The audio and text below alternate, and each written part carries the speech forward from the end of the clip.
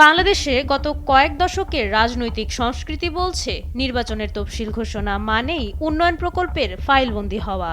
কিন্তু ত্রয়োদশ সংসদ নির্বাচনের আগে সেই দীর্ঘদিনের চেনা ছক বদলে দিচ্ছে বর্তমান অন্তর্বর্তী সরকার। জনস্বার্থে নির্বাচনের ঠিক আগ মুহূর্তে আরও ৩টি বড় একনেক বৈঠক করার সিদ্ধান্ত নিয়েছে বর্তমান প্রশাসন। পরিকল্পনা কমিশনের অন্দরমহলের খবর অনুযায়ী এই ৩ বৈঠকে অনুমোদন পেতে যাচ্ছে ৩২টি নতুন প্রকল্প, যার আর্থিক অঙ্ক প্রায় ৩৫ থেকে ৪০ হাজার কোটি টাকা।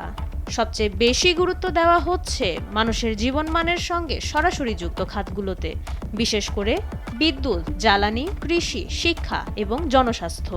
সরকারের নীতি নির্ধারকদের যুক্তি, নির্বাচন এলেও দেশের উন্নয়নের চাকা স্থবির করে রাখা যাবে না।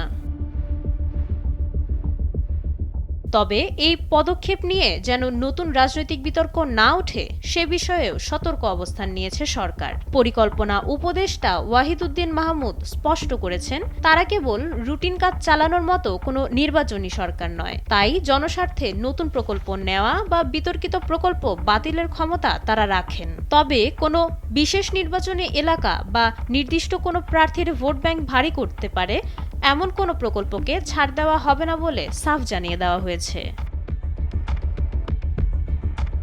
কিন্তু প্রশ্ন উঠছে প্রকল্পের বাস্তবায়ন নিয়ে। গত অর্থবছরে স্বাস্থ্য খাতে বরাদ্দের মাত্র 14% ব্যয় করতে পেরেছে সংশ্লিষ্ট বিভাগ। কাগজে কলমে বড় অঙ্কের প্রকল্প অনুমোদন হলেও তার সুফল কতটুকু সাধারণ মানুষের দোরগোড়ায় পৌঁছাবে তা নিয়ে সংকট কাটছে না। উন্নয়ন গবেষকদের মতে অন্তর্বর্তী সরকার বলেই হয়তো তারা প্রথাগত রাজনৈতিক ভীতি কাটিয়ে এমন এক সাহসী সিদ্ধান্ত নিতে পারছে।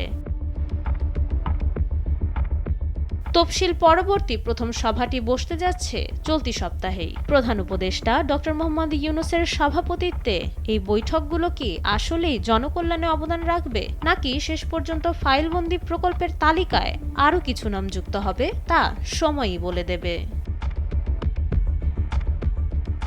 মাইশা মালিহা, সময়ের আলো।